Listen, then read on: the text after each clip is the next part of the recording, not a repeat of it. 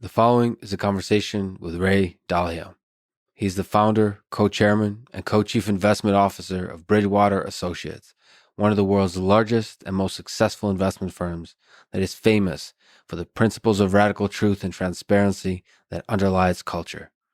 Ray is one of the wealthiest people in the world, with ideas that extend far beyond the specifics of how he made that wealth.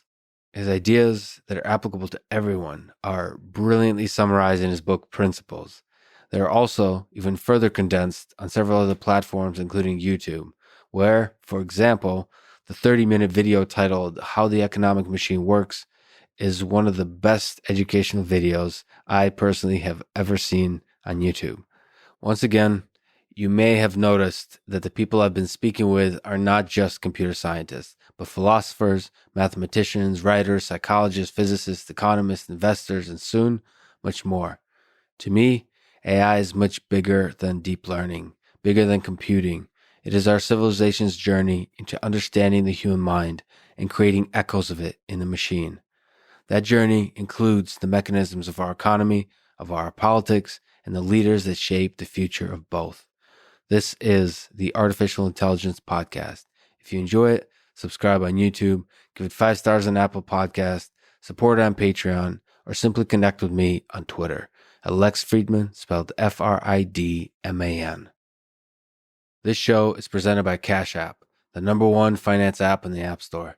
I personally use Cash App to send money to friends, but you can also use it to buy, sell, and deposit Bitcoin. Most Bitcoin exchanges take days for a bank transfer to become investable. Through Cash App, it takes seconds. Cash App also has a new investing feature. You can buy fractions of a stock, which to me is a really interesting concept. So you can buy $1 worth, no matter what the stock price is. Brokerage services are provided by Cash App Investing, a subsidiary of Square and member SIPC. I'm excited to be working with Cash App to support one of my favorite organizations that many of you may know and have benefited from, called FIRST, best known for their FIRST robotics and Lego competitions. They educate and inspire hundreds of thousands of students in over 110 countries and have a perfect rating on Charity Navigator, which means the donated money is used to maximum effectiveness. When you get Cash App from the App Store or Google Play and use code LEXPODCAST, you'll get $10, and Cash App will also donate $10 to FIRST, which again is an organization that I've personally seen inspire girls and boys to dream of engineering a better world. And now, here's my conversation with Ray Dalio.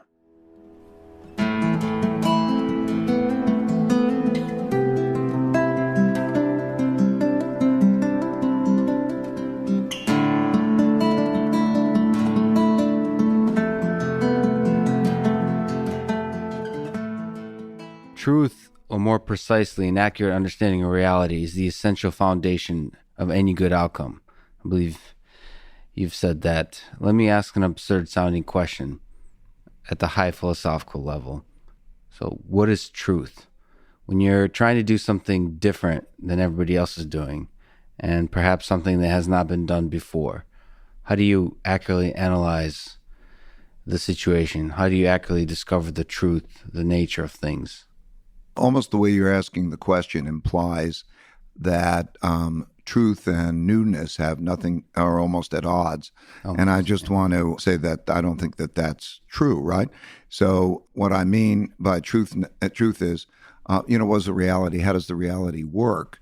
And so if you're doing something new that has never been done before, which is exciting and I like to do, the way that you would start with that is experimenting on what are the realities and the premises that you're using on that and how to stress test those types of things. I think what you're talking about is instead the fact of how do you deal with something that's never been done before and deal with the associated probabilities. And so I think in that, don't let something that's never been done before stand in the way of you doing that particular thing. You have because almost the only way that you understand what truth is through experimentation. And so when you go out and experiment, you're going to learn a lot more about what truth is. But the essence of what I'm saying is that when you take a look at that, use truth, find out what the realities are as a foundation. do the independent thinking, do the experimentation to find out what's true, and change and keep going after that.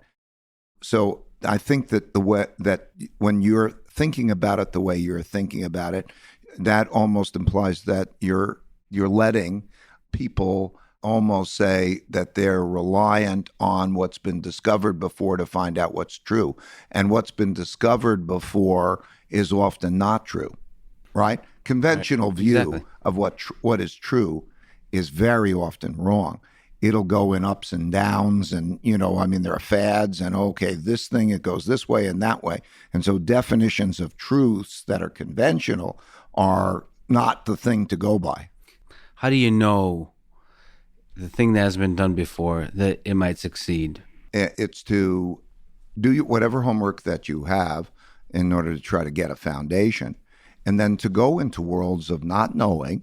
And you go into the world of not knowing, but not stupidly, not naively. You go into that world of not knowing, and then you do experimenting, and you learn what truth is and what's possible through that process. I describe it as a 5-step process. Yes. The first step is you go after your goals. The second step is you identify the problems that stand in the way of you getting to your goals. The third step is you diagnose those to get at the root cause of those. Then the fourth step is then, now that you know the exact root cause, you design a way to get around those, and then you follow through and do the designs you set out to do, and it's the experimentation. I think that what happens to people mostly is that they try to decide whether they're going to be successful or not ahead of doing it, and they don't know how to do the process well, because the nature of your questions are along those lines, like, how do you know? Well, you don't know. But a practical person who is also used to making dreams happen knows how to do that process. I've given personality tests to shapers. So what I mean by a shaper is a person who can take something from visualization. They have an audacious goal, and then they go from visualization to actualization, building it out. That includes Elon Musk. I gave him the personality test. I've given it to Bill Gates, and I give it to many, many such shapers. And they know that process that I'm talking about. They experience it, which is a process essentially of knowing how to go from an audacious goal, but not in a ridiculous way, not a dream, and then to do that learning along the way that allows them in a very practical way to learn very rapidly as they're moving toward that goal. So the call to adventure, the adventure starts not trying to analyze the probabilities of the situation, but using what instinct? How do you dive in? So let's talk about it's simultaneously being a dreamer and a realist. It's to know how to do that well. The pull comes from a pull to adventure. For whatever reason, I can't tell you how much of it's genetics and how much it's environment, but there's early on, it's exciting. That notion is exciting. Being creative is exciting. And so one feels that. Then one gets in the habit of doing that. Okay, how do I know? How do I learn very well? And then how do I imagine? And then how do I experiment to go from that imagination? So it's that process that the more one does it, the better one becomes at it. You mentioned shapers, Elon Musk, Bill Gates. Who are the shapers that you find yourself thinking about when you're constructing these ideas, the ones that define the archetype of a shaper for you? Well, as I say, a shaper for me is somebody who comes up with a great visualization, usually a really unique visualization, and then actually builds it out and makes the world different, changes the world in that kind of a way. So when I look at it, Mark Benioff with Salesforce, Chris Anderson with TED, Mohammed Yunus with social enterprise and philanthropy, Jeffrey Canada and Harlem Children's Zone. There are all domains have shapers who have the ability to visualize and make extraordinary things happen. What are the commonalities between some of them? The commonalities are, first of all, the excitement of something new, that call to adventure, and then again, that practicality, the capacity to learn. The capacity then, they're able to be in many ways full range. That means they're able to go from the big picture down to the detail. Mm-hmm. So let's say, for example, Elon Musk, he describes he gets a lot of money from selling PayPal, his interest in PayPal. He said, why isn't anybody going to Mars or outer space? What are we going to do if the planet goes to hell? Right. And how are we going to get that? And nobody's paying attention to that. He doesn't know much about it. He then reads and learns and so on. Says, I'm going to take, half of my money and I'm going to put it in there and I'm going to do this thing. And he learns and blah, blah, blah, blah, blah. And he's got creative. Okay. That's one dimension. So he gave me the keys to his car, was just early days in Tesla, and he then points out the details. Okay, if you push this button here, it's this, the detail that. So he's simultaneously talking about the big picture. Okay, when does humanity going to abandon the planet? But he will then be able to take it down into the details, so he can go, or let's call it helicoptering. He can go up, he can go down, and see things at those types of perspectives. And then you've seen that with the other shapers as well. And that's a common thing that they can do that. Another important difference that they have in mind is how they deal with people. I mean, meaning there's nothing more important than achieving the mission. And so what they have in common is that there's a test that I give these personality tests because they're very helpful for understanding people. And so I gave it to all these shapers. And one of the things in workplace inventory test is this test, and it has a category called concern for others.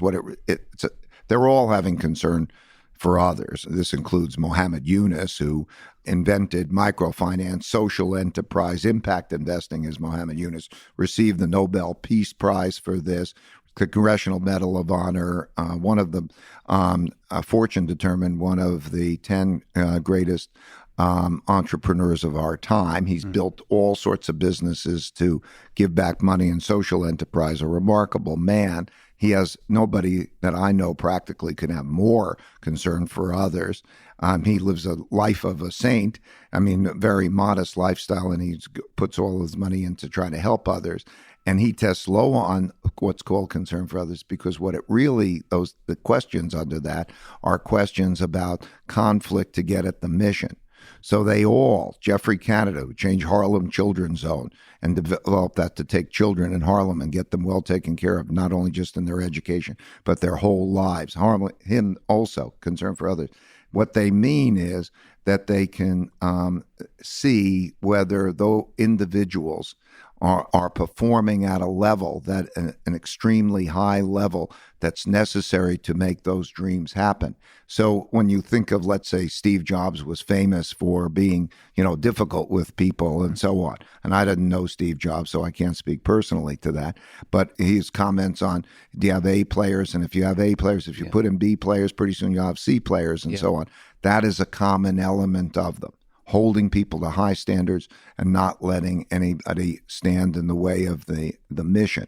What do you think about that kind of idea? Sorry to pause on that for a second, that the A, B, and C players and the importance of, so when you have a mission, to really only have A players and be sort of aggressively filtering for that.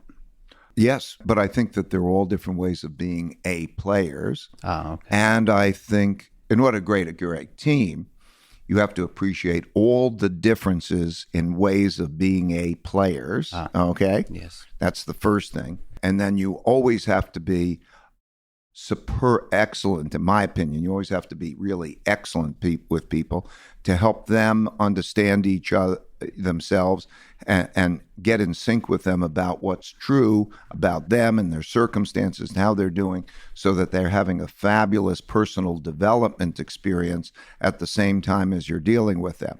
So when I say that they're all different ways, this is one of the then qualities. You asked me what are the qualities. So one of the third qualities that I would say is to know how to deal well with your not knowing and to be able to get the best expertise so that you're a great orchestrator of different ways, so that the people who are really, really successful, unlike most people believe that they're successful because of what they know, they're even more successful by being able to effectively learn from others and tap into the skills of people who see things different from them. Brilliant. So how do you, when that personality being, first of all, open to the fact that there's other people see things differently than you, and at the same time have supreme confidence in your vision? Is there just the psychology of that? Do you see a tension there between the confidence and the open-mindedness? And no, it's funny because I think we grow up thinking that there's a tension there, right? That there's a confidence, and the more confidence that you have, there's a tension with the open-mindedness and not being sure, okay? Confident and accurate are almost negatively correlated to many people. They're extremely confident and they're often inaccurate. And so I think one of the greatest tragedies of people is not realizing how those things to go together, because instead it's really that by saying, I know a lot, and how do I know I'm still not wrong? And how do I take that, the best thinking available to me, and then raise my probability of learning? All these people think for themselves, okay? I mean, meaning they're smart, but they take in, like vacuum cleaners, they take in ideas of others. They stress test their ideas with others. They assess what comes back to them in the form of other thinking. And they also know what they're not good at. And what other people who are good at the things that they're not good at, they know how to get those people and be successful all around, because nobody has enough knowledge in their heads. And that, I think, is one of the great differences. So the reason my company has been successful in terms of this is because of an idea meritocratic decision-making, a process by which you can get the best ideas. You know, what's an idea meritocracy? An idea meritocracy is to get the best ideas that are available out there and to work together with other people in the team to achieve that. That's an incredible process that you describe in several places to arrive at the truth. But I apologize if I'm romanticizing the notion, but let me linger on it. Just having enough self-belief. You don't think there's a self-delusion there that's necessary, especially in the beginning? You talk about in the journey, maybe the trials or the abyss. Do you think there is value to deluding yourself? I think what you're calling delusion is a bad word for uncertainty, okay? So, I mean, in other words, because we keep going back to the question, how would you know, and all of those things. No, I think that delusion is not going to help you, that you have to find out truth, okay? To deal with uncertainty, not saying, listen, I have this dream, and I don't know how I'm going to get that dream. I mentioned in my book Principles and described the process in a more complete way than we're going to be able to go here. But what happens is I say, you form your dreams first, and you can't judge whether you're going to achieve those dreams because you haven't learned the things that you're going to learn on the way toward those dreams, okay? Right. So that isn't delusion. I wouldn't use delusion. I think you're overemphasizing the importance of knowing whether you're going to succeed or not. Get rid of that, okay? If you can get rid of that and say, okay, no, I can have that dream, but I'm so realistic in the notion of finding out. I'm curious. I'm a great learner. I'm a great experimenter. Along the way, you'll do those experiments, which will teach you more truths and more learning about the realities so that you can get your dreams. Because if you still live in that world of delusion, okay, and you think delusion's helpful, no, the delusion isn't. Don't confuse delusion with not knowing. Yes. But nevertheless, so if we look at the abyss, we can look at your own that you describe. It's difficult psychologically for people. So many people quit. Many people choose a path that is more comfortable. the heartbreak of that, breaks people. So if you have the dream and then there's this cycle of learning, setting a goal and so on, what's your value for the psychology of just being broken by these difficult moments? Well, that's classically the defining moment. It's almost like evolution taking care of. Okay, now you crash, you're in the abyss. Oh my God, that's bad. And then the question is, what do you do? And it sorts people. Okay, and that's it's Okay. like some people get off the field and they say, oh, I don't like this, and so on. Yeah. And some people learn, and they have and they have a metamorphosis, and it changes their approach to learning. The number one thing it should give them is uncertainty. Mm-hmm. You should take an audacious, dreamer guy who wants to change the world, crash, okay, and then come out of that crashing and saying, okay, I can be audacious and scared that I'm going to be wrong at the same time.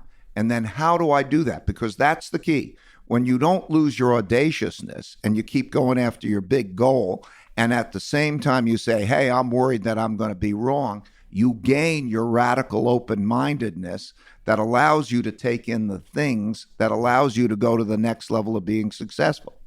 So your own process, I mean, you've talked about it before, but it would be great if you can describe it, because our darkest moments are perhaps the most interesting. So your own with the prediction of another depression, economic depression. Yes, I apologize. Economic depression. Can you talk to what you were feeling, thinking, planning, strategizing at those moments? Yeah, that was my biggest moment. Okay, building my little company. This is in 1981, 82. Yes. I had calculated that American banks had given a lot more money to lent a lot more money to Latin American countries than those countries were going to pay back, and that they would have a debt crisis, and that this would send the economy tumbling. And that was an extremely controversial point of view. Then it started to happen, and it happened. And Mexico defaulted in August 1982. I thought that there was going to be an economic collapse that was going to follow, because there was a series of the other countries. It was just playing out as I had imagined. And that, well, couldn't have been more wrong. That was the exact bottom in the stock market, because central banks eased monetary policy, blah, blah, blah. And I couldn't have been more wrong. And I was very publicly wrong and all of that. And I lost money for me, and I lost money for my clients. And I only had a small company then, but I had to, these were close people. I had to let them go. I was down to me as the last person. I didn't have it. I was so broke I had to borrow $4,000 from my dad to help to pay for my family bills. Very painful. And at the same time, I would say it definitely was one of the best things that ever happened to me, maybe the best thing from happened to me, because it changed my approach to decision making. It's what I'm saying. In other words, I kept saying, okay, how do I know whether I'm right? How do I know I'm not wrong? It gave me that. And it didn't give up my audaciousness, because I was in a position. What am I going to do? Am I going to go back, put on a tie, go to Wall Street and just do those things? No, I can't bring myself to do that. So I'm at a juncture. How do I deal with my risk, and how do I deal with that? And it told me how to deal with my uncertainties. And that taught me, for example, a number of techniques. First, to find the smartest people I could find who disagreed with me, and to have quality disagreement. I learned the art of thoughtful disagreement. I learned how to produce diversification. I learned how to do a number of things. That is what led me to create an idea meritocracy. In other words, person by person, I hired them, and I wanted the smartest people who would be independent thinkers, who would disagree with each other and me well, so that we could be independent thinkers to go off to produce those audacious dreams, because you have to be an independent thinker to do that, and to do that not independently of the consensus, independently of each other, and then work ourselves through that, because who knows whether you're going to have the right answer. And by doing that, then that was the key to our success. And the things that I want to pass along to people, the reason I'm doing this podcast with you is, I'm 70 years old, and that is a magical way of achieving success. If you can create an idea meritocracy, it's so much better in terms of achieving success and also quality relationships with people. But that's what that experience gave me. So if we can linger on a little bit longer, the idea of an idea meritocracy, it's fascinating, but especially because it seems to be rare, not just in companies, but in society. So there's a lot of people on Twitter and public discourse and politics and so on that are really stuck in certain sets of ideas, whatever they are. So when you're confronted with an idea that's different than your own about a particular topic, what kind of process do you go through mentally? Are you arguing through the idea with the person, sort of present is almost like a debate, or do you sit on it and consider the world sort of empathetically? If this is true, then what does that world look like? Does that world make sense? And so on. So what's the process of considering those conflicting ideas for you? I'm going to answer that question, but after saying first, almost implicit in your question is it's not common. Okay. What's common produces only common results. Okay. So don't judge anything that is good based on whether it's common, because it's only going to give you common results. If you want unique, you have a unique approach. Yes. Okay. And so that art of thoughtful disagreement is the capacity to hold two things in your mind at the same time. I think this makes sense, and then saying, I'm not sure it makes sense, and then try to say, why does it make sense? And then to triangulate with others. So if I'm having a discussion like that and I work myself through and I'm not sure, then I have to do that in a good way. So I always give attention, for example, let's start off, what does the other person know relative to what I know? So if a person has a higher expertise or things, I'm much more inclined to ask questions. I'm always asking questions. If you want to learn, you're asking questions. You're not arguing, okay? You're taking in. You're assessing when it comes into you. Does that make sense? Are you learning something? Are you getting epiphanies and so on? And I try to then do that. If the conversation, as we're trying to decide what is true, and we're trying to do that together, and we see truth different, then I might even call in another really smart, capable person and try to say what is true and how do we explore that together, and you go through that same thing. So I describe it as having open-mindedness and assertiveness at the same time, that you can simultaneously be open-minded and take in with that curiosity, and then also be assertive and say, but that doesn't make sense. Why would this be the case? And you do that back and forth. And when you're doing that kind of back and forth on a topic like the economy, which you have, to me, perhaps I'm naive, but it seems both incredible and incredibly complex. The economy, the trading, the transactions, that these transactions between two individuals somehow add up to this giant mechanism. You've put out a 30-minute video. You have a lot of incredible videos online that people should definitely watch on YouTube. But you've put out this 30-minute video titled How the Economic Machine Works.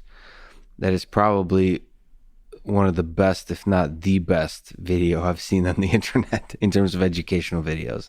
So people should definitely watch it, especially because it's not that the individual components of the video are somehow revolutionary, but the simplicity and the clarity of the different components just makes you, there's a few light bulb moments there about how the economy works as a machine. So as you described, there's three main forces that drive the economy: productivity growth, short-term debt cycle, long-term debt cycle. The former, productivity growth, is how much value people create, valuable things people create. The latter is people borrowing from their future selves to hopefully create those valuable things faster. So this is an incredible system to me. Maybe we can linger on it a little bit, but you've also said what most people think about as money is actually credit. Total amount of credit in the U.S. is $50 trillion. Total amount of money is $3 trillion. That's just crazy to me.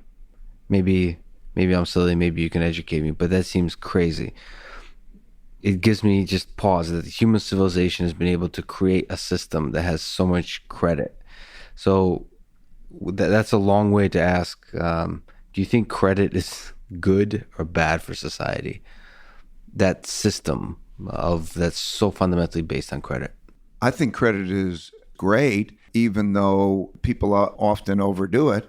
Credit is that somebody has earned money. Yeah. And, and what happens is they lend it to somebody else who's got better ideas, and they cut a deal, and then that person with the better ideas is going to pay it back. And if it works well, it helps resource allocations go well, providing people like the entrepreneurs and all of those. They need capital. They don't have capital themselves. And so somebody's going to give them capital, and they'll give them credit, and along those lines.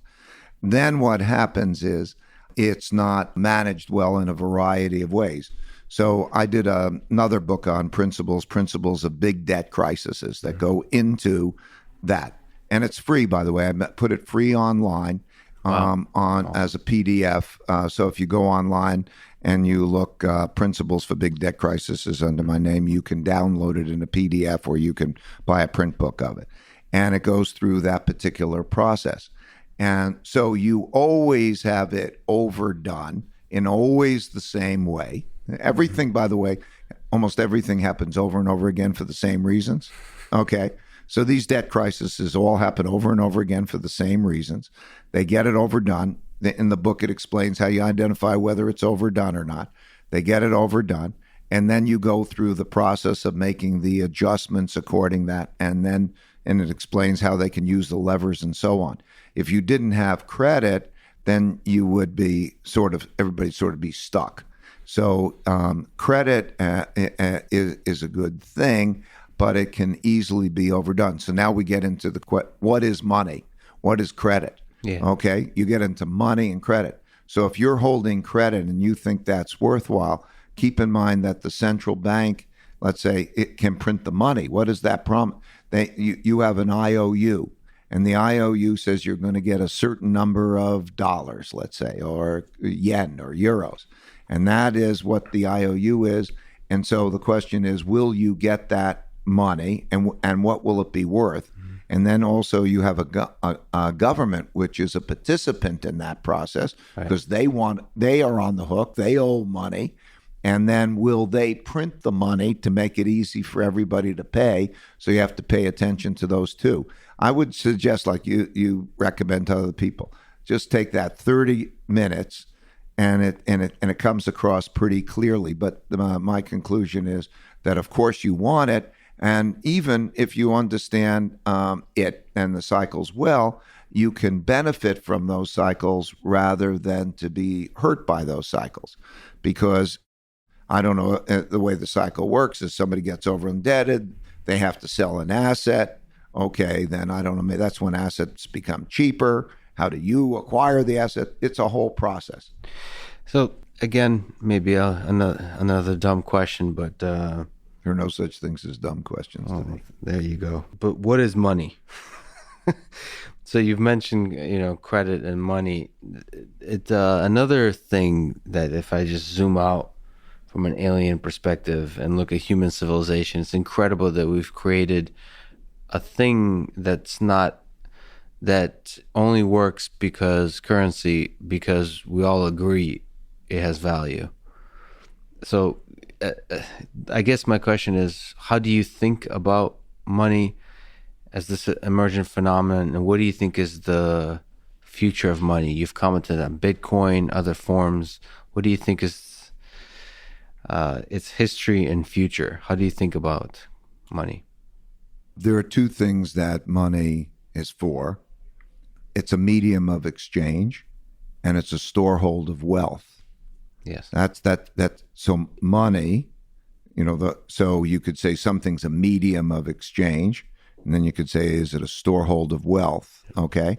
So and money is that vehicle that is those things and can be used to pay off your debt. So when you have a debt and you provide it, it pays off your debt. So that's that process.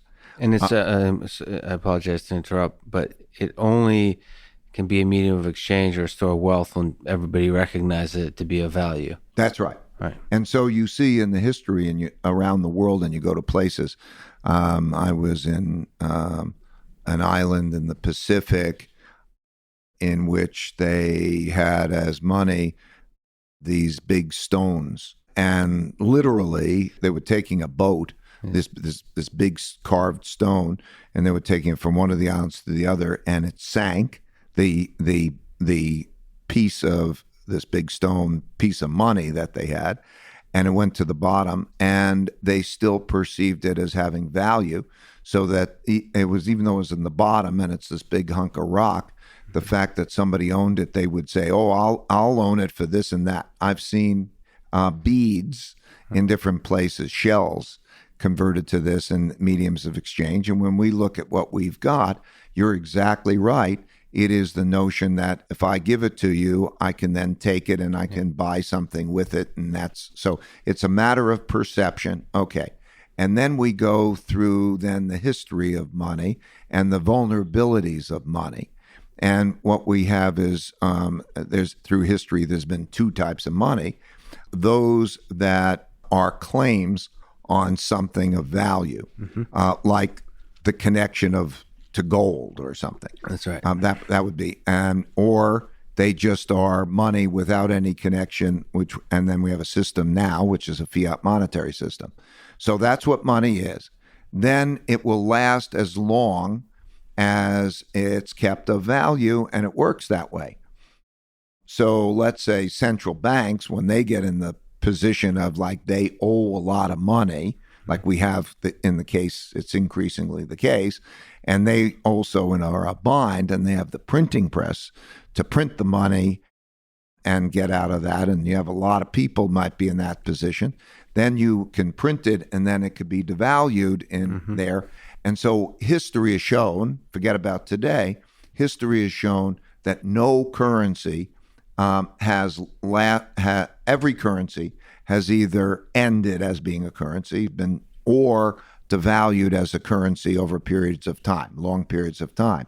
So it evolves and it changes, but everybody needs that medium of exchange, and everybody needs that storehold of wealth. So it keeps changing what is money over a period of time. But so much is being digitized today, and there's ideas that are based on the blockchain of Bitcoin and so on. So if all currencies, like all empires, come to an end, what do you think do you think something like Bitcoin might emerge as a common store of value, store of wealth, and a medium of exchange?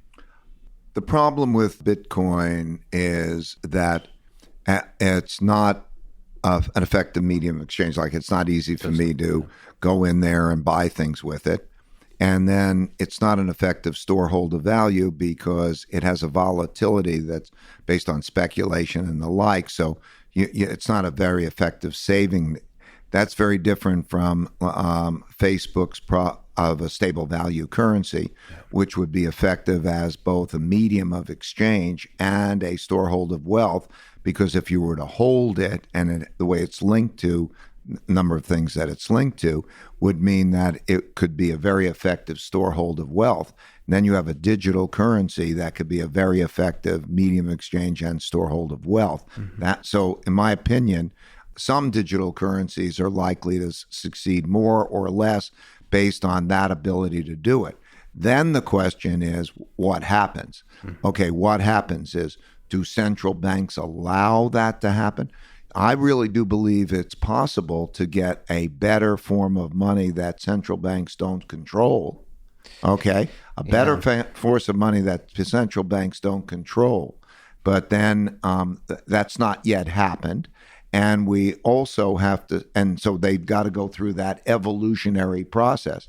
In order to go through that evolutionary process, first of all, governments have got to allow that to happen, which is to some extent a threat to them in terms of their power, and that's an issue.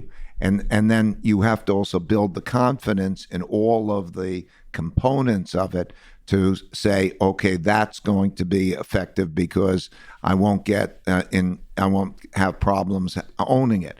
So I think that digital currencies have have some element of potential, but there's a lot of hurdles that are going to have to be gotten over. I think that it'll be a very long time, possibly never, but anyway, a very long time before we have that, let's say, get into a position that would be in a effective means relative to gold, let's say, if you were to think of that, because gold has a track record, of thousands of years right. All across countries. Yeah. It has its mobility. It has the ability to put it down. It has certain abilities. It's got disadvantages relative to digital currencies, but central banks will hold it. Like there's central banks that worry about others. The other countries' central banks might worry about whether the U.S. dollar is going to print that. And so the thing they're going to go to is not going to be the digital currency. The thing they're going to go to is gold or something else, some other currency. They got to pick it. And so I think it's a long way to go. But you think it's possible that one day we don't even have a central bank because of a currency that's cannot be controlled by the central bank is the primary currency? Or does that seem very unlikely? It would be very remote possibility or very long in the future. Got it. Again, maybe a dumb question, but romanticized one. When you sit back and you describe these transactions between individuals, somehow creating short-term debt cycles, long-term debt cycles, this productivity growth. Does it amaze you that this whole thing works?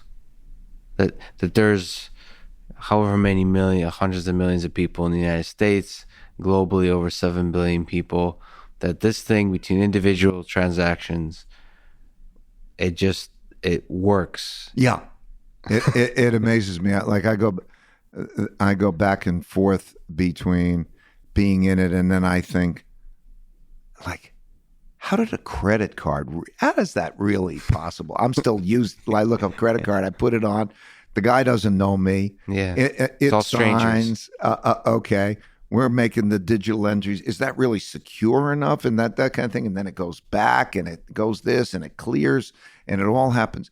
And what I marvel at that and those types of things is because of the capacity of the human mind to create abstractions that are true. It's imagination, and then the ability to go from one level, and then if these things are true, then you go to the next level, and if those things are true, then you go to the next level, and all those miracles that we almost become common. It's like when I'm flying in a plane, right, or when I'm looking at all of the things that happen, when I get communications in the middle of, I don't know, Africa or Antarctica, and we're communicating in the ways where I see the face on my iPad of somebody, my grandkid in someplace else, and I look at this and I say, wow, yes, it all amazes me.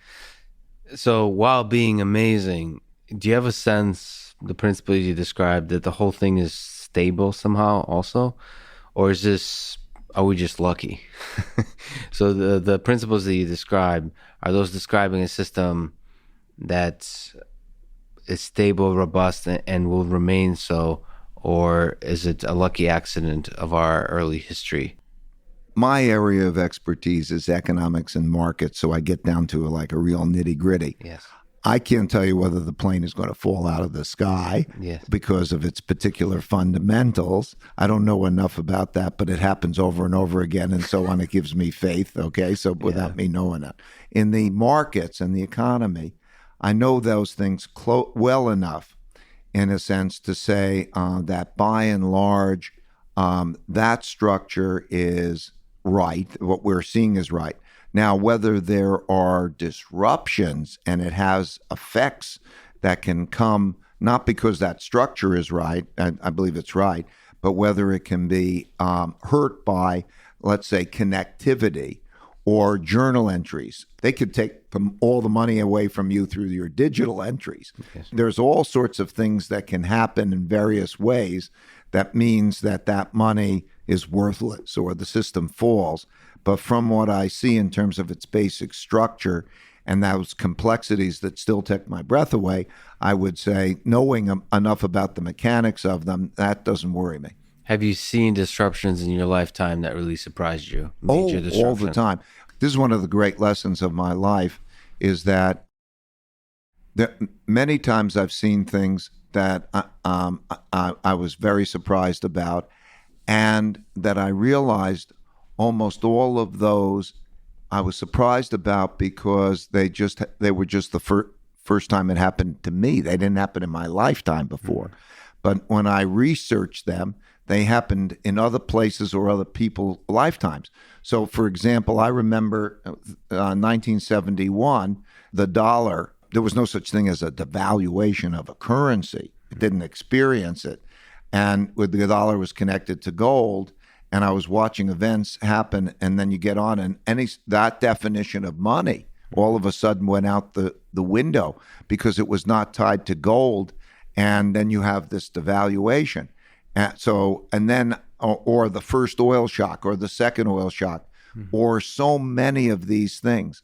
But almost always, I realized that they, when I looked in history, they happened before. Okay. They just happened in other people's lifetimes, which led me to realize that I needed to study history and what happened in other people's lifetimes and what happened in other countries and places, so that I would have timeless and universal principles for dealing with that thing. So I've been, the implausible happening, but it's like a 1 in 100-year storm. Right. Okay. They've happened before. Yeah, they've happened. Just not to you. Let me talk about, if we could, about AI a little bit. So we've Bridgewater Associates manage about $160 billion in assets. And our artificial intelligence systems, algorithms, are pretty good with data. What role in the future do you see AI play in analysis and decision making in this kind of data-rich and impactful area of investment? I'm going to answer that not only in investment, but I give a more all-encompassing rule for AI. As I think you know, for the last 25 years, we have taken our thinking and put them in algorithms, and so we make decisions.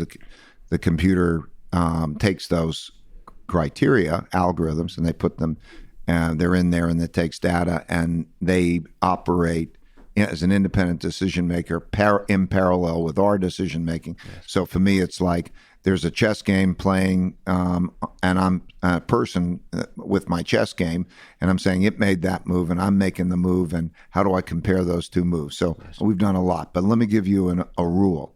If the future can be different from the past, and you don't have deep understanding, you should not rely on AI. Okay? Those two things. Deep understanding of the cause-effect relationships that are leading you to place that bet in anything. Okay? Anything important. Let's say if it was do surgeries, and you would say, how do I do surgeries? I think it's totally fine to watch all the doctors do the surgeries. You can put it on, take a digital camera and do that, convert that into AI algorithms that go to robots and have them do surgeries, and I'd be comfortable with that.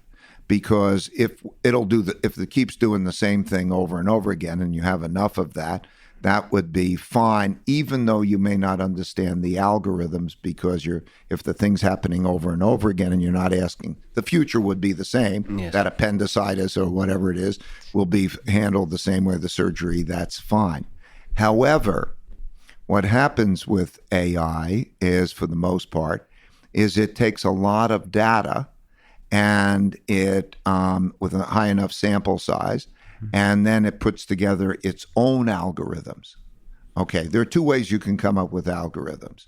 You can either take your thinking and express them in algorithms, or you can say, put the data in and say, what is the algorithm? That's machine learning. Yeah. And when you have machine learning, it'll give you equations which quite often are not understandable. Yes. If you would try to say, okay, now describe what it's telling you, it's very difficult to describe, and so they can escape understanding. And so it's very good for doing those things that could be done over and over again if you're watching and you're not taking that. But if the future is different from the past, and you have that, then if the future is different from the past and you don't have deep understanding, you're going to get in trouble. And so that's the main thing. As far as AI is concerned, AI let's say computer replications of thinking in various ways, I think it's particularly good for processing. But the notion of what you want to do is better most of the time determined by the human mind. What are the principles? Like, okay, how should I raise my children? It's going to be a long time before AI, you're going to say it has a good enough judgment to do that. Who should I marry? All of those things. Maybe you can get the computer to help you, but if you just took data and do machine learning, it's not going to find it. If you were to then take what are my criteria for any of those questions and then say put them into an algorithm, and you'd be a lot better off than if you took AI to do it. But by and large, the mind should be used for inventing and those creative things. And then the computer should be used for processing because it could process a lot more information, a lot faster, a lot more accurately, and a lot less emotionally.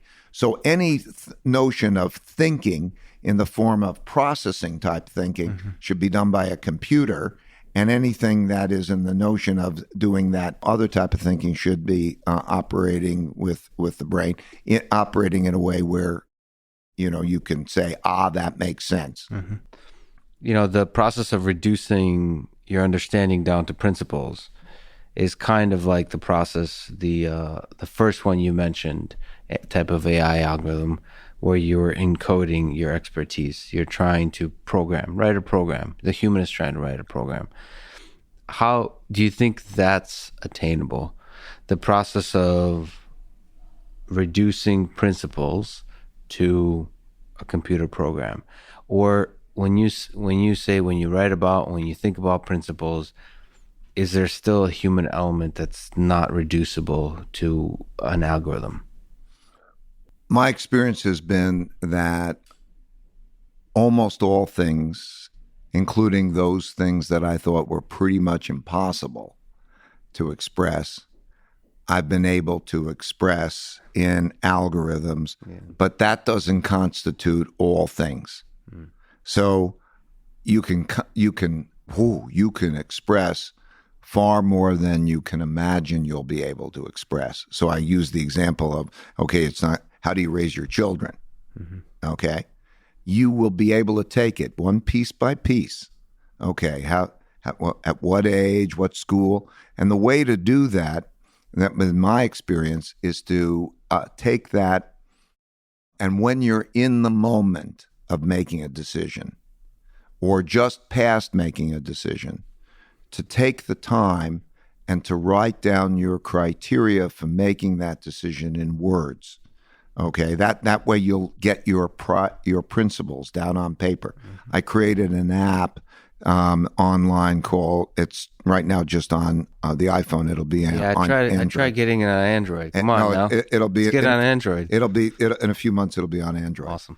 But it has an app in there that helps people write down their own principles. Yes. Because this is very powerful. So when you're in that moment where you're thinking about it and you're thinking your criteria for, choosing the school for your child or whatever that might be, and you write down your criteria or whatever they are, those principles, you write down, and that will, at that moment, make you articulate your principles in a very valuable way.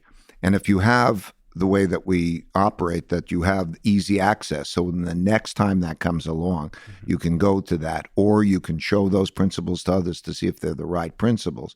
You will get a clarity of that principle that's really invaluable in words, and that'll help you a lot.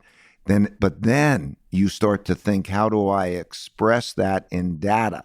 And it'll shock you about how you can do that. You'll form an equation that will show the relationship between these particular parts, and then essentially the variables that are going to go into that particular equation, and you will be able to do that. And you take that little piece and you put it into the computer.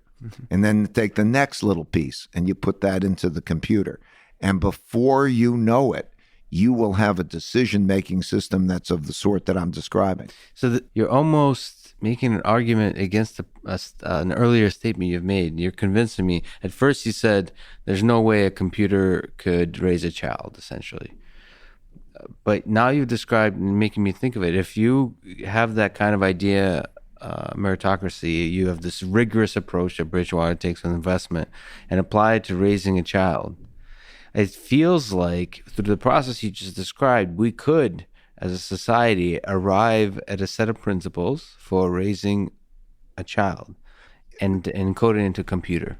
That originality will not come from machine learning. The first time you do, so that the original, yes. That's what I'm referring to. But eventually, as we together develop it, and then we can automate it. That's why I'm saying the processing can be done by the computer. So we're saying the same thing. We're not inconsistent.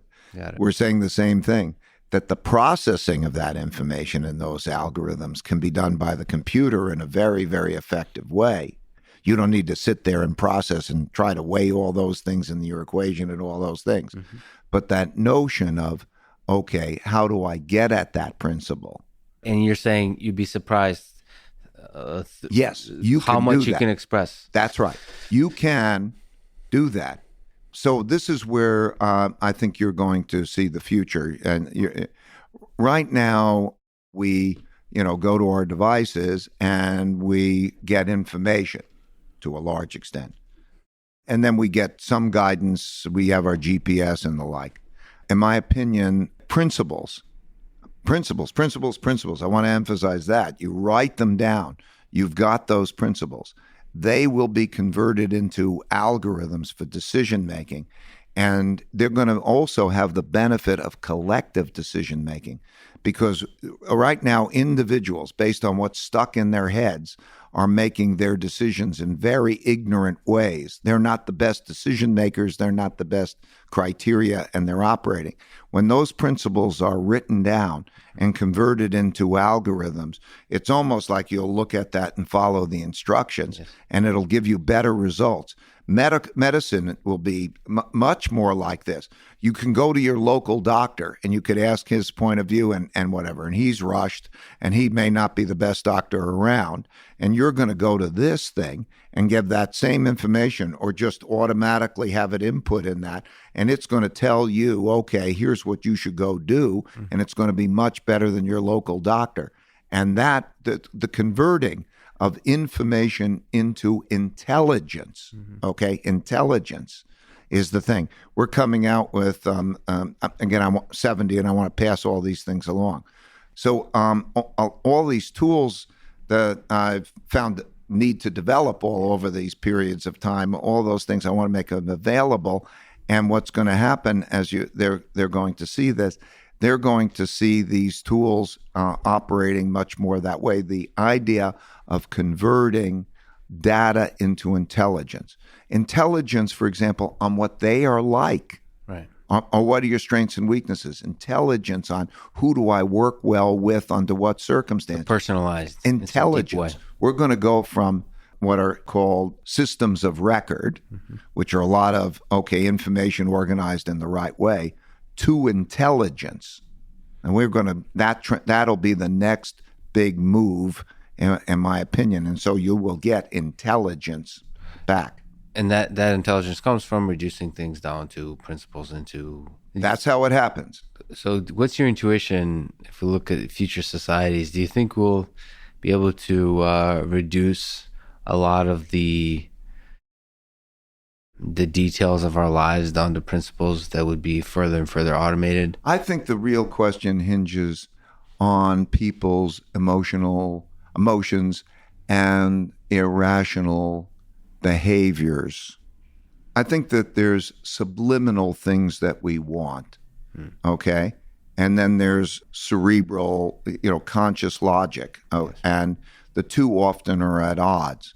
So there's almost like two yous in you, right? Yeah. And so let's say, what do you want? And your mind will answer one thing, your emotions will answer something else. So when I think about it, I think emotions are, I want inspiration.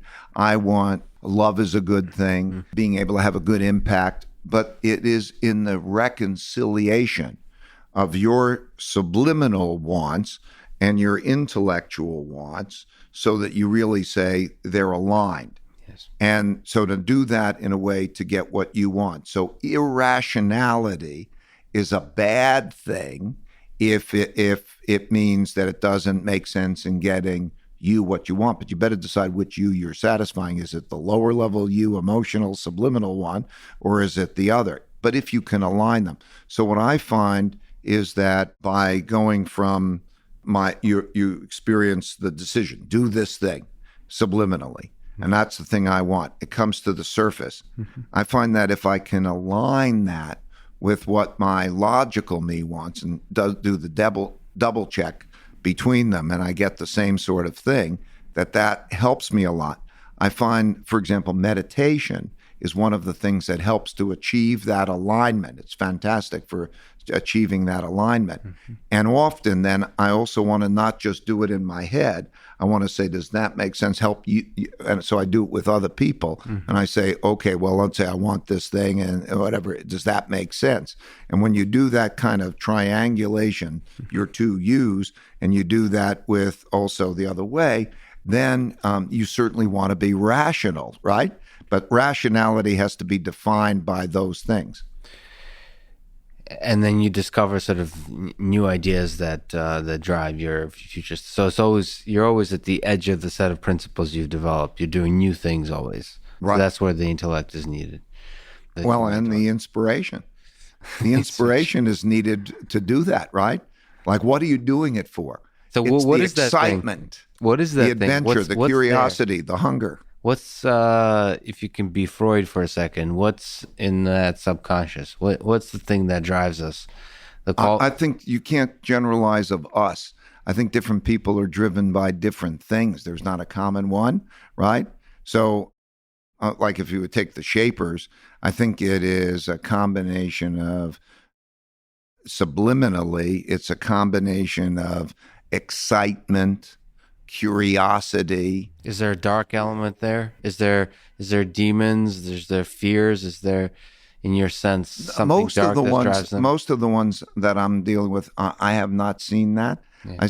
I see what I really see is, if I can do that, that would be the most dream. And then the act of creativity, and you say, ooh. So excitement is one of the things. Curiosity is a big pull, okay? And then tenacity, to do those things. But definitely emotions are entering into it. Then there's an intellectual component of it too, okay? It may be empathy. Can I have an impact? Can I have an impact? The desire to have an impact. That's an emotional thrill. But it has empathy. And then you start to see spirituality. By spirituality, I mean the connectedness to the whole. You start to see people operate those things. Those tend to be the things that you see the most of. And I think you're going to shut down this idea completely, but there's a notion that some of these Shapers really walk the line between sort of madness and genius.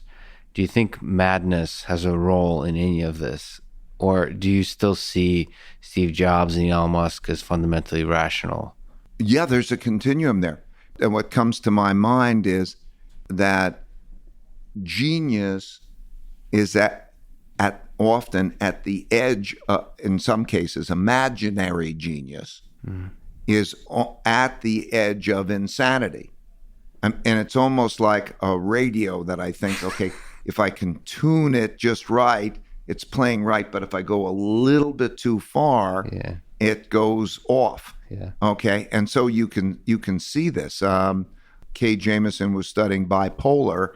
What it shows is that, that's definitely the case, because when you're going out there, that imagination, whatever, but can be near the edge sometimes. Doesn't have to always be. So let me ask you about automation that's been a part of public discourse recently.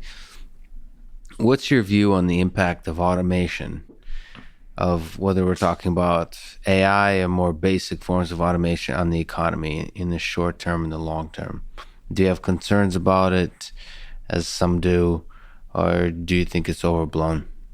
It's not overblown. I mean, it's a giant thing. It'll come at us in a very big way in the future. We're right at the edge of even really accelerating it. It's had a big impact, and it will have a big impact. And it's a two-edged sword, because it'll have tremendous benefits, and at the same time, it has profound benefits in employment and distributions of wealth, because the way I think about it is there are certain things human beings can do, and over time we've evolved to go to almost higher and higher levels, and now we're almost like we're at this level. It used to be your labor, and you would then do your labor, and okay, we can get past the labor. We got tractors and things, and you go up, up, up, up, up, and we're up over here, and to the point in our minds where, okay, anything related to mental processing, the computer can probably do better, and we can find that. And so other than almost inventing, you're at a point where the machines and the automation will probably do it better. And that's accelerating, and that's a force, for the good. And at the same time, what it does is it displaces people in terms of employment, and changes, and it produces wealth gaps and all of that. So I think the real issue is that has to be viewed as a national emergency. In other words, I think the wealth gap, the income gap, the opportunity gap, all of those things, that force is creating the problems that we're having today. A lot of the problems, the great polarity, the disenfranchised, not equal, not anything approaching equality of education, all of these problems, a lot of problems are coming as a result of that. And so it needs to be viewed really as an emergency situation in which there's a good plan worked out for how to deal with that effectively, so that it's dealt with effectively. So because it's good for the average, it's good for the impact, but it's not good for everyone, and it creates that polarity. So it's got to be dealt with. Yeah, and you've talked about the American dream, and that's something that all people should have an opportunity for, and that we need to reform capitalism to give that opportunity for everyone. Let me ask on one of the ideas in terms of safety nets that support that kind of opportunity. There's been a lot of discussion of universal basic income amongst people. So there's Andrew Yang, who's running on that. He's a political candidate running for president on the idea of universal basic income.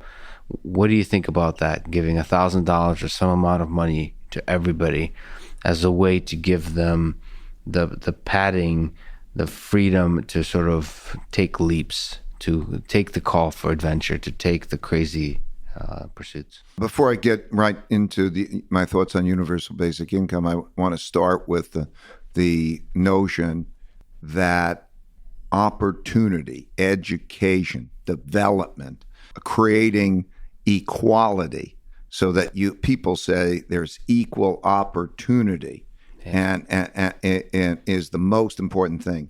And then to find out what is the amount, how are you going to provide that? How do you get the money into a public school system? How do you get the teaching? The fleshing out that plan to create equal opportunity in all of its various forms is the most pressing thing to do. And so that is that. The opportunity, the most important one you're kind of implying is the earlier the better. Sort of like opportunity to education. So in the early development of a human being is when you should have the equal opportunities. That's the most important. Right. In the first phase of your life, which goes from birth until you're on your own, and you're an adult and you're now out there, and you deal with early childhood development, okay? And you take the brain and you say, what's important? The child care, okay? Like it makes a world of difference, for example, if you have good parents who are trying to think about instilling the stability in a non-traumatic environment to provide them. So I would say the good guidance that normally comes from parents and the good education that they're receiving are, the most important things in that person's development. The ability to be able to be prepared to go out there and then to go into a market that's an equal opportunity job market, to be able to then go into that kind of market is a system that creates not only fairness, anything else is not fair, and then in addition to that, it also is a more effective economic system because the consequences of not doing that to a society are devastating. If you look at what the difference in outcomes for somebody who completes high school or doesn't complete high school, or does each one of those changes, and you look at what that means in terms of their costs to society, not only themselves, but their cost and incarceration costs and crimes and all of those things.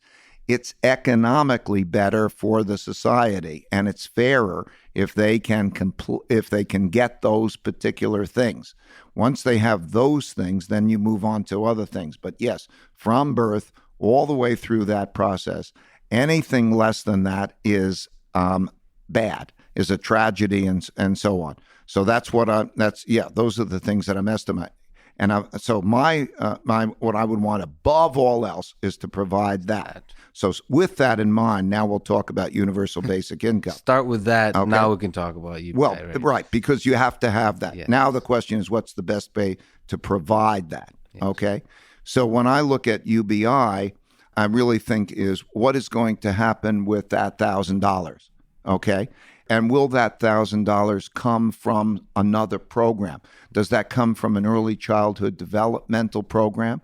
Who are you giving the $1,000 to, and what will they do for that $1,000? I mean, like my reaction would be, I think it's a great thing that everybody should have almost $1,000 in their bank and so on.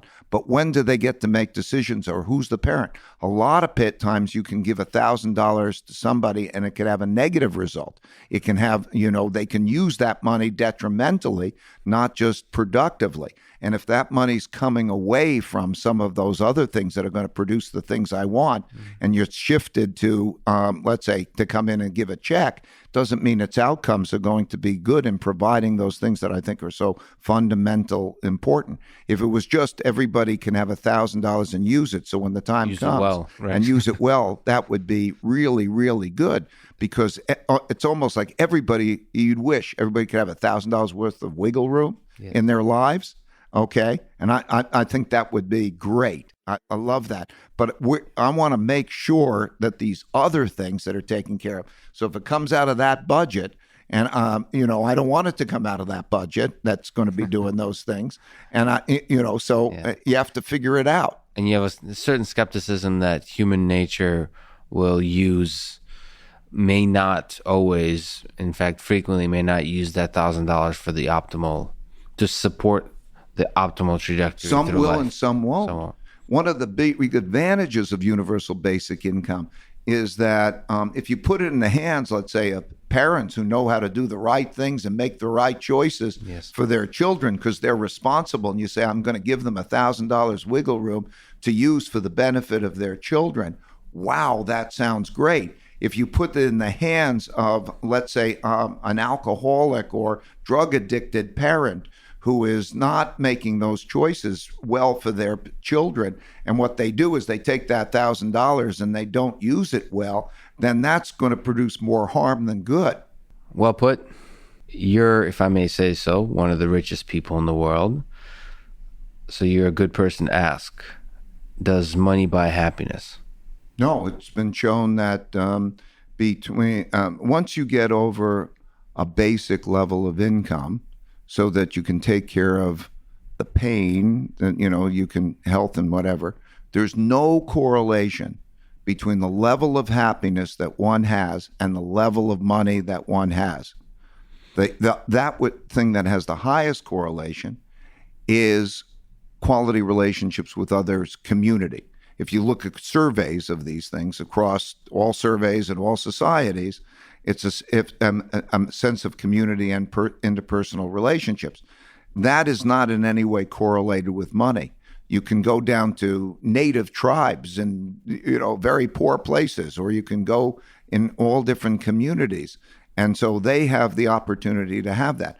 I'm very lucky in that I started with nothing, so I have the full range. I can tell you, by not having money, but and then having quite a lot of money, and I did that in the right order. Okay. So you started from nothing in Long Island. Yeah, and my dad was a jazz musician, but I had all really that I needed because I had two parents who loved me and took good care of me, and I went to a public school that was a good public school.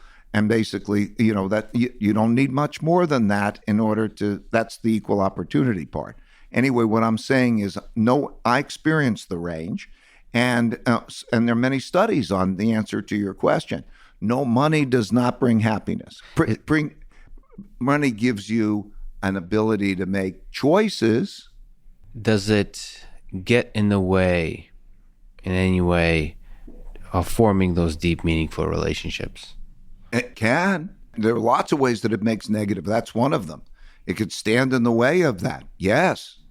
Okay. But I could almost list the ways that it could be a problem. Yeah. What does it buy? So if you can elaborate, you mentioned a bit of freedom. At the most fundamental level, it doesn't take a whole lot, but it takes enough that you can take care of yourself and your family to be able to learn, do the basics of, have the relationships, have health care, the basics of those types of things. You can cover the patients, and then to have maybe enough security, but maybe not too much security. That's right. That you essentially are okay. Okay, that's really good. Yeah. And that's what money will get you. And everything else could go either way. There's no correlation. There's more. There's more. Okay. Then beyond that, what it then starts to do, that's the most important thing. Yes. But beyond that, what it starts to do is to help to make your dreams happen in various ways. Mm. Okay. So, for example, now like in my case, those dreams might not be just my own dreams; they're impact on others' dreams. Okay, so my own dreams might be, I don't know, I can pass along these at my stage in life. I can pass along these principles to you, and I can give those things, or I can do whatever. I can go on an adventure. I can start a business. I can do those other things, be productive. I can self-actualize in ways that might be not possible otherwise. And so that's my own belief. And then and I can also help others. I mean, this is, to the extent when you get older and with time and whatever, you start to feel connected, spirituality, that's what I'm referring to. You can start to have an effect on others that's beneficial and so on. Gives you the ability. I could tell you that people who are very wealthy, who have that, feel that they don't have enough money. Bill Gates will feel almost broke, because relative to the things he'd like to accomplish through the Gates Foundation and things like that, oh my God, he doesn't have enough money to accomplish the things he wishes for. But those things are not they're not the most fundamental things. So I think that people sometimes think money has value. Money doesn't have value. Money is, like you say, just a medium of exchange at a store, elder wealth. And so what you have to say is, what is it that you're going to buy? Now, there are other people who get their gratification in ways that are different from me, but I think in many cases, let's say somebody who used money to have a status symbol, what would I say? Or that's probably unhealthy. But then, I don't know, somebody who says, I love a great, gorgeous painting, and it's going to cost lots of money. In my priorities, I can't get there. Yeah. But that doesn't mean who am I to judge others in terms of, let's say, their element of the freedom to do those things. So it's a little bit complicated. But by and large, that's my view on money and wealth. So let me ask you, in terms of the idea of much of your passions in life has been through something you might be able to call work. Alan Watts has this quote. He said that the real key to life, secret to life, is to be completely engaged with what you're doing in the here and now, and instead of calling it work, realize it is play. So I'd like to ask, what is the role of work in your life's journey, or in a life's journey? And what do you think about this modern idea of kind of separating work and work-life balance? I have a principle that I believe in, is make your work and your passion the same thing. Okay. So that's similar view. In other words, if you can make your work and your passion, it's just going to work out great. And then, of course, people have different purposes of work. And I don't want to be theoretical about that. People have to take care of their family. So money at a certain point is is an important component of that work. So you look beyond that. What is the money going to get you, and what are you trying to achieve? But the most important thing, I agree, is meaningful work and meaningful relationships. Like, if you can get into the thing that your mission that you're on, and you are excited about that mission that you're on, and then you can do that with people who you have the meaningful relationships with. You have meaningful work and meaningful relationships. I mean, that is fabulous for most people. And it seems that many people struggle to get there, not necessarily because they're constrained by the fact that they have the financial constraints of having to provide for their family and so on. But it's, this idea is out there that there needs to be a work-life balance, which means that most people, we're going to return to the same thing as most doesn't mean optimal, but most people seem to not be doing their life's passion, not unifying work and passion. Why do you think that is? Well, the work-life balance, there's a life arc that you go through. Starts at 0 and ends somewhere in the vicinity of 80. And there is a phase, and you could look at the different degrees of happiness that happen in those phases. I can go through that if that was interesting, but we don't have time probably for it. But you get in the part of the life, that part of the life which has the lowest level of happiness is age 45 to 55. And because as you move into this second phase of your life. Now, the first phase of your life is when you're learning dependent on others. Second phase of your life is when you're working and others are dependent on you and you're trying to be successful. And in that phase of one's life, you encounter the work-life balance challenge because you're trying to be successful at work and successful at parenting and successful in all those things that take your demand. And they get into that, and I understand that problem in the work-life balance. The issue is primarily to know how to approach that, okay? So I understand it's stressful. It produces stress, and it produces bad results, and it produces the lowest level of happiness in one's life. It's interesting. As you get later in life, the levels of happiness rise, and the highest level of happiness is between ages 70 and 80, which is interesting for other reasons. But in that spot, and the key to work-life balance is to realize and to learn how to get more out of an hour of life. Okay, because an hour of work. What people are thinking is that they have to make a choice between one thing and another, and of course they do, but they don't realize that if they develop the skill to get a lot more out of an hour, it's the equivalent of having many more hours in your life. And so, that's why in the book Principles, I try to go into, okay, now how can you get a lot more out of an hour? That allows you to get more life into your life, and it reduces the work-life balance. And that's the primary struggle in that 35 to 45. If you could linger on that, so what are the ups and downs of life in terms of happiness in general, and perhaps in your own life when you look back at the moments, the peaks? It's pretty much the same pattern. Early in one's life tends to be a very happy period all the way up, and 16 is like a really great happy. I think like myself, you start to get elements of freedom. You get your driver's license, whatever. But 16 is there.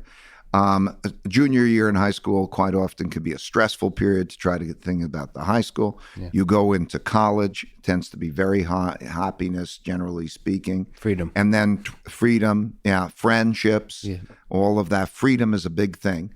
And then 23 is a peak point kind of in happiness, that freedom. Then sequentially, one has a great time, they date, they go out, and so on. You find the love of your life. You begin to develop a family. And then with that, as time happens, you have more of your work-life balance challenges that come and your responsibilities. And then as you get there in that mid part of your life, that is the biggest struggle. Yes. Chances are you will crash in that period of time. You'll have your series of failures. That's when you go into the abyss. You learn. You hopefully learn from those mistakes. You have a metamorphosis. Yeah. You come out. You change. You hopefully become better, and you take more responsibilities and so on. And then when you get to the later part, as you are starting to approach the transition in that late part of the second phase of your life before you go into the third phase of your life. Second phase is you're working, trying to be successful. Mm-hmm. Third phase of your life is you want people to be successful without you. Okay? Yes. You want your kids to be successful without you, because when you're at that phase, they're at making their transition from the first phase to the second phase, and they're trying to be successful, and you want them to be successful without you. And your parents are gone, and then you have freedom. And then you have freedom again. And that with that freedom, and then you have these, history has shown with this, you have friendships, you have perspective on life, you have different things. And that's one of the reasons that later part of the life can be real. On average, actually, it's the highest. Very interesting thing. If there's surveys and say, how good do you look, and how good do you feel? Mm-hmm. And that's the highest survey. The person, now they're not looking the best, and they're not feeling the best, right? Maybe it's 35 that they're actually looking the best and feeling the best. But they rank the highest at that point. Survey results of being the highest. That's so fascinating. In that 70 to 80 period of time, because it has to do with an attitude on life. Then you start to have grandkids. Oh, grandkids are great. And you start to experience that transition well. So that's what the arc of life pretty much looks like. And I'm experiencing it. That's You've lived it.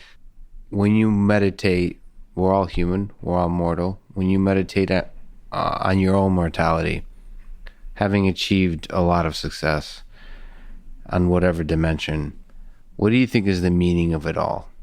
The meaning of our short existence on Earth as human beings?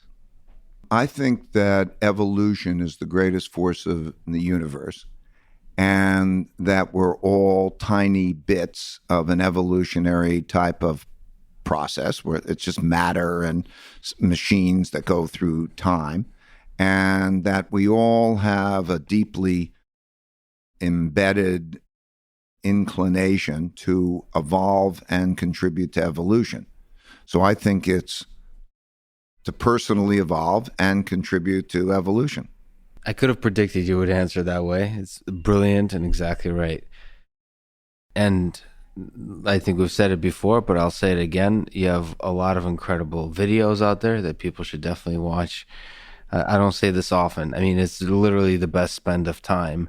And in terms of reading principles and reading basically anything you write on LinkedIn and so on is a really good use of time. It's a lot of light bulb moments, a lot of transformative ideas in there. So, Ray, thank you so much. It's been an honor. I really appreciate it. It's been a pleasure for me too. I'm happy to hear it's of use to you and others. Thanks for listening to this conversation with Ray Dalio. And thank you to our presenting sponsor, Cash App. Download it, use code LEXPODCAST. You'll get $10, and $10 will go to First, a STEM education nonprofit that inspires hundreds of thousands of young minds to learn and to dream of engineering our future. If you enjoy this podcast, subscribe on YouTube, give it 5 stars on Apple Podcasts, support it on Patreon, or connect with me on Twitter. Finally, closing words of advice from Ray Dalio. Pain plus reflection equals progress. Thank you for listening, and hope to see you next time.